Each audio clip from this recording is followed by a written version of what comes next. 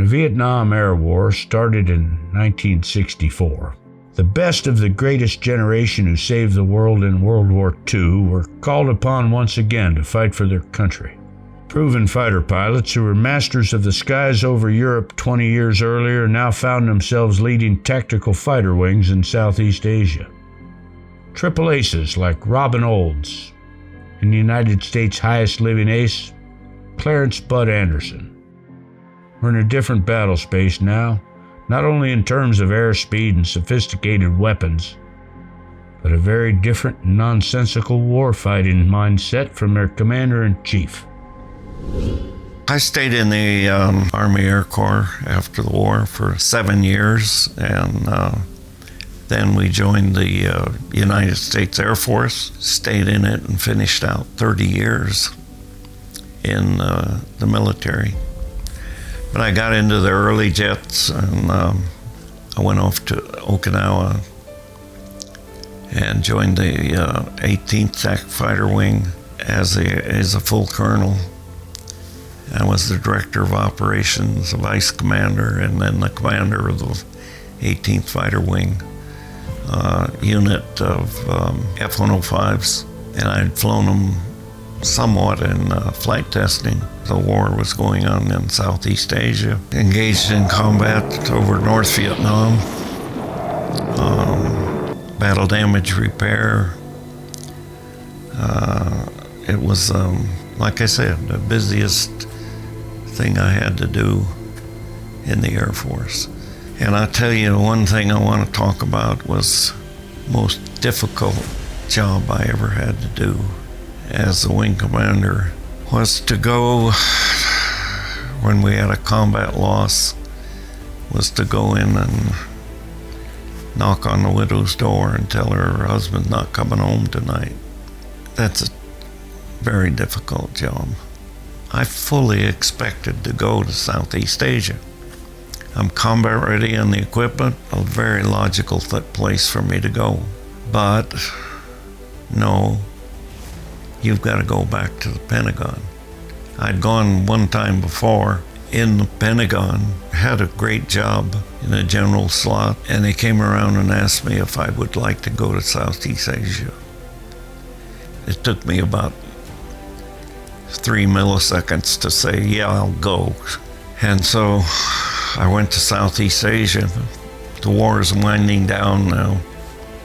Oh, and I had experience with the policies that we were up against in Southeast Asia from being on Okinawa with our units flying down there on TDY. So now I'm in Southeast Asia. I'm a wing commander. I've got 3 F-105 squadrons, 1 Wild Weasel squadron, and a B-66 electronic warfare squadron in my wing at Takli. Not a popular war. We didn't have our whole country behind it like World War II. You know, they call this the greatest generation. But I think what happened in World War II was when Japan attacked us at Pearl Harbor, it totally changed the attitude of America. It was a war that had to be fought, you know. These dictators were going to conquer their part of the world, and sooner or later, the United States is going to be involved in a big way, and maybe sooner than later was better. It just united the country, got the whole country behind the war. We had young men going to Canada before the war to try to, they were going into flight training there and going over and helping the Royal Air Force. As opposed to later on, when some of our young men went to Canada to get out of the war. What a difference. The Vietnam War, it's not popular with the total population. We had anti-war groups, demonstrations. Not a good time. My peers said, why in the hell are you even thinking of going? You know, I could retire. I didn't have to go. sick. I said I could stay in my job. He just said, do you want to go? Oh, they told me morale was bad. The war was over there. We're fighting the war with both hands tied behind her back. It was being micromanaged, starting with the president and the McNamara, who ran the Department of Defense, micromanaging the actual combat, what the targets were going to be the next day, rules of engagement. You can't bomb Hanoi, you can't do this, you can't do that, you can't attack the MiG fields. Incredible things. It was like, do we want to win this war? And so my peers said, hey, you dumbass, you might even get killed, number one. And why do you want to be burdened with all these problems when you got 2 years to go for mandatory retirement? And I got over there, and I'm so glad I did, because I found out that we still had young men in there that wanted to serve their country and wanted to do what was right.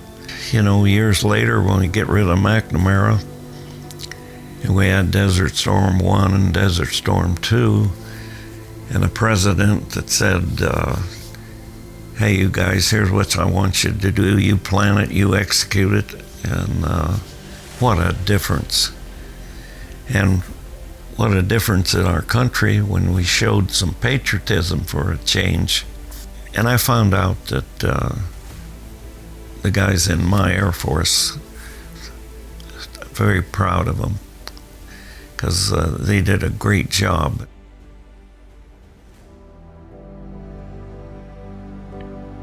Unlike the war fought by the greatest generation, the air war fought over North Vietnam was reported around the world as nothing but a mistake.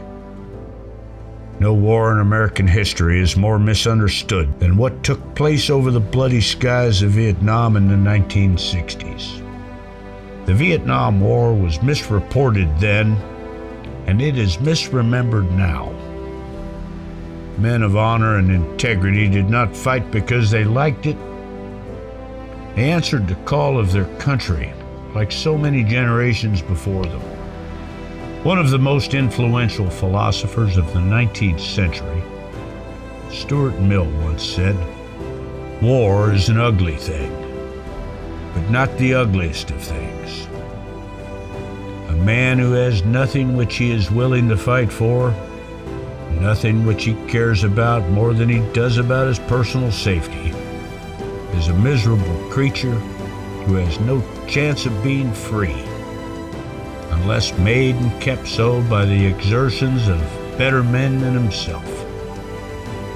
There's a special kind of respect reserved for these men who served in the most difficult times when everything was against them. Some of the incredible heroes who participated in the first THUD Pilots film and the sequel have already passed to join their THUD brethren killed in action in heaven. Veterans of valor should never become just a faded memory. We owe it to them to preserve history so they will always be remembered.